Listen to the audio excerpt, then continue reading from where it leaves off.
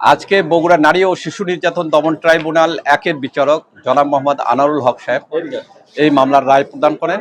এই মামলায় মোট আসামি ছিল 11 জন। সাবালক ছিল হচ্ছে 6 জন এবং শিশু ছিল 5 জন।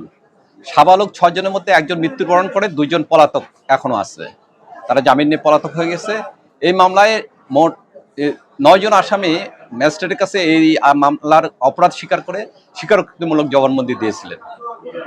মামলার বিচারামলে রাষ্ট্রপক্ষ মামলা সন্দেহাতীতভাবে প্রমাণ করেছে এবং আসামি এই সাবালকের 5 জন মাননীয় আদালত সন্তুষ্ট হয়ে তাদেরকে মৃত্যুদণ্ড প্রদান করেছে এবং অন্যান্য ধারায় তাদের শাস্তি প্রদান করেছেন।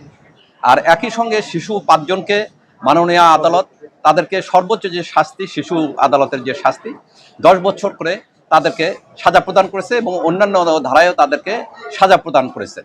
এই সাজাটা একই সঙ্গে কার্যকর হবে।